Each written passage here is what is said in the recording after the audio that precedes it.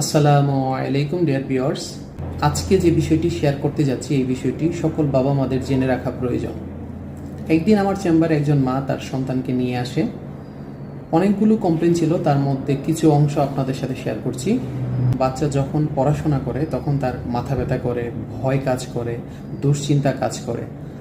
তখন আমি আরও ইনকোয়ারি করলাম মূলত তার কোন বই বা কোন সাবজেক্টগুলো পড়লে তার এই সমস্যাগুলো হয়। তখন বাচ্চা আমাকে বলল যে শুধু ইংরেজি বা ইংলিশ বইটা যখন পড়ে তখন তার মাথা ব্যথা বা ভয় বা দুশ্চিন্তা এগুলো কাজ করে। তারপরে আমি বাচ্চার বাবা মাকে বুঝিয়ে বললাম যে বাচ্চার যেহেতু ইংরেজিতে সমস্যা, এই ইংরেজি পড়তে তার কষ্ট হয়, যখন ইংরেজি বইটা নেয় তখন দেখা গেছে যে তার মাথা ব্যথা করে, তার দুশ্চিন্তা, তারপরে হচ্ছে ভয় কাজ করে। তাই এই সাবজেক্টটা এমনভাবে পড়াতে হবে বা এমন একজন শিক্ষককে ঠিক করতে হবে যে এই বাচ্চাকে সুন্দরভাবে ইংরেজিটা হাতে কলমে ধরিয়ে দেবে। তখন বাচ্চার বাবা মারা বুঝতে পেরেছে, আর আমিও বাচ্চাকে সুন্দরভাবে কাউন্সিলিং করে দিয়েছি।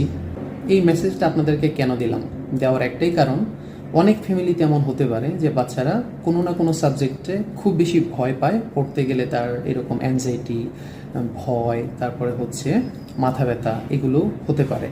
তো এই সমস্যাগুলো যেন না হয় বাচ্চাদের সাথে, তাই ফ্রি হতে হবে। তাই প্রত্যেক বাবা মাকে বলবো আপনারা এই বিষয়গুলো নিয়ে ইনকোয়ারি করবেন যে বাচ্চারা কোনো সাবজেক্টে অতিরিক্ত ভয় পাচ্ছে কিনা। এইভাবে যদি ভয় কাজ করে তাহলে পড়াশোনার প্রতি যে তার একটা আগ্রহ সেটা কিন্তু কমে যাবে। তো সকলেই ভালো থাকবেন, আল্লাহ আপনাদের সকলকে ভালো রাখুন। আজকে এই পর্যন্তই। আসসালামু আলাইকুম।